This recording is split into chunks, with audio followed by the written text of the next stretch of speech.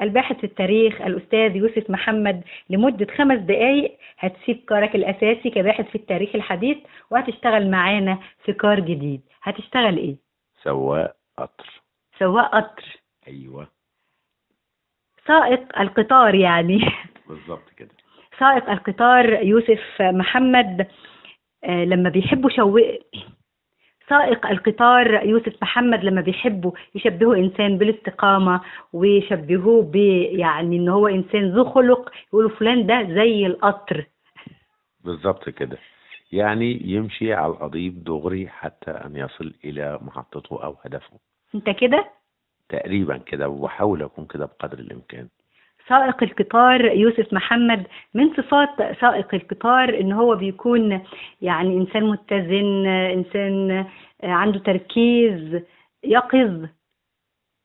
الصفات ديت بينقصها حاجة مهمة جدا، وهي إنه يكون كمان حاد جدا، يعني ما يوقفش إلا في المحطات.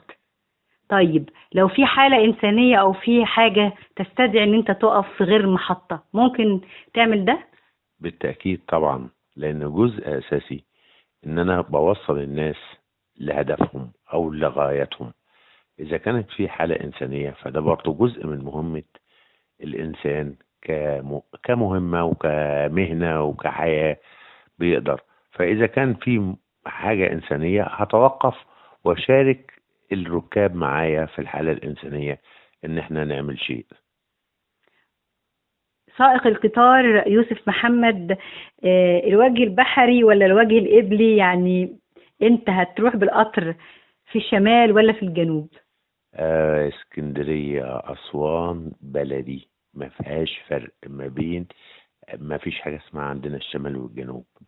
أنا مصر كلها، اسكندرية، الدلتا، القاهرة، الصعيد، مصر كله مصري.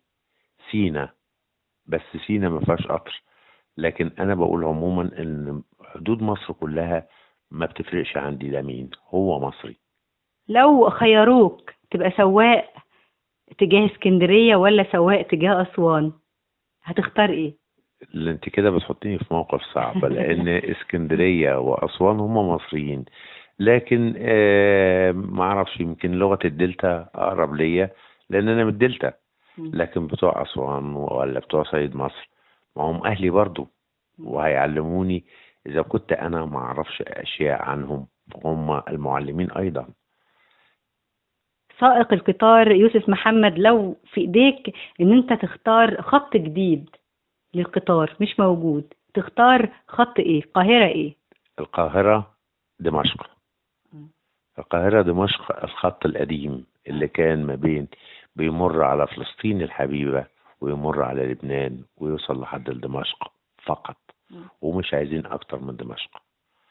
امتداد لمصر الطبيعية، ومصر بوابة مصر بالكامل هي دمشق، بوابة مصر الأولى. فلازم القطار لن يتوقف إلا في القدس وبيروت ودمشق. بياع النعناع في القطارات.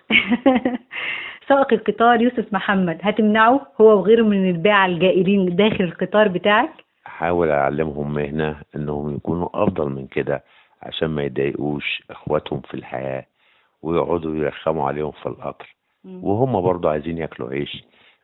فبالتالي بنحاول نشوف لهم اي منطق للعمل والرزق بشكل افضل من انهم يفرضوا شروطهم او يعني يضايقوا الركاب.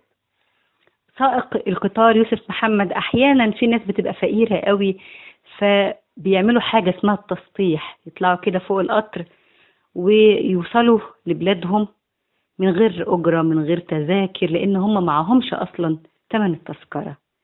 الناس ديت لو عملت كده في القطر بتاعك اللي انت سايقه هتعمل ايه؟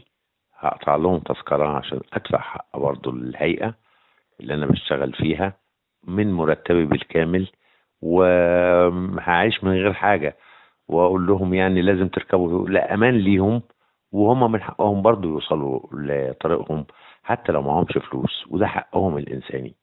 لكن ما يخشوش فوق القطر عشان يتعرضوا لمخاطر ما بين الحياة والموت، فمن حقهم يوصلوا سالمين بدون أي مشاكل. سائق القطار يوسف محمد، انت ملتزم بمحطات معينة تقف فيها، لكن احيانا بيبقى فيه ظروف. ايه الظروف اللي تخلي سائق القطار يوسف محمد يقف في غير المحطة بتاعته؟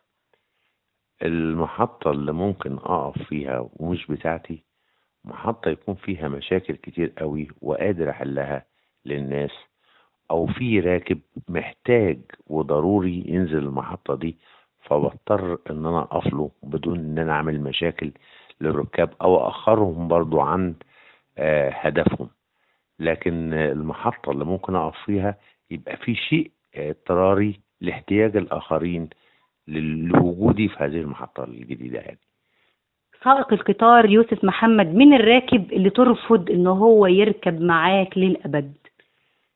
أي متطرف أو أي واحد يستخدم الدين في إخضاع هدفه السياسي مهما كان.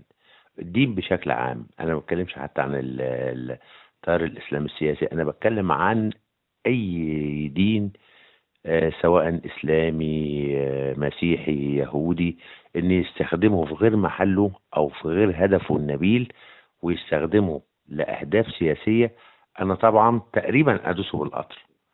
مش مركبوش القطر، أدوسه بالقطر.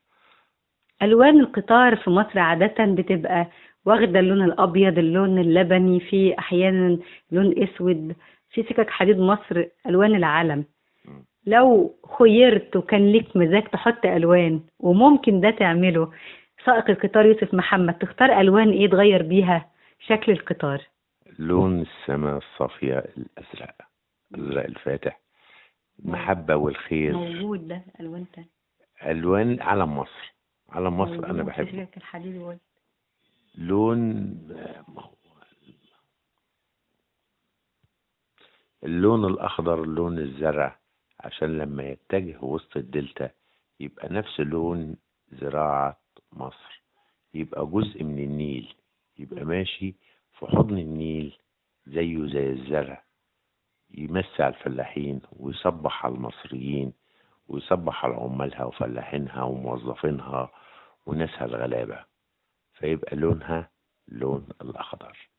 أحيانا في بعض القطارات سائق القطار يوسف محمد بيشغلوا موسيقى، بيشغلوا أغاني. أنت ممكن تشغل إيه للركاب عشان ترفع عنهم في القطار بتاعك؟ شغل لهم سيد درويش. سيد درويش لأنه خد لحنه من الشارع المصري، فشغل لهم كل ألحان سيد درويش. يعني المسافة طويلة، فكل شوية شغل لهم لحن من ألحان سيد درويش اللي هي لحن الشارع المصري، لحن البياع، بياع الفاكهة وبياع الحليب وكل البياعين اللي كانوا بيغنوا لمنتجاتهم. فسيد درويش خد ألحانهم وأصخها بشكل جديد وشكل جميل وراقي، فهي دي الموسيقى الجميلة اللي ممكن الراكب يسمعها ويستمتع بيها لحد ما يوصل لبر الأمان أو لمحطة الأمان. سائق القطار يوسف محمد، مين من الشخصيات التاريخية كان نفسك إنه يركب معاك في القطر وتوصله؟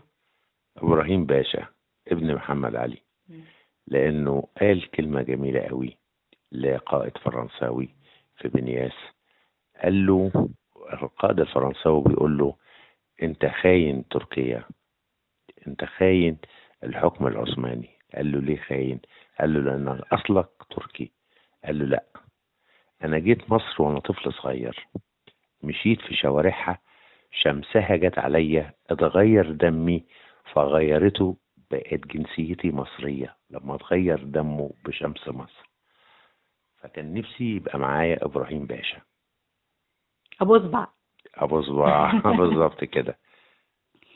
سائق القطار يوسف محمد، ال5 دقايق خلاص انتهوا وهترجع تاني لمهنتك الأصلية، باحث في التاريخ الحديث. زعلان؟ جدا طبعا، كنت عايز استمر كسائق قطار.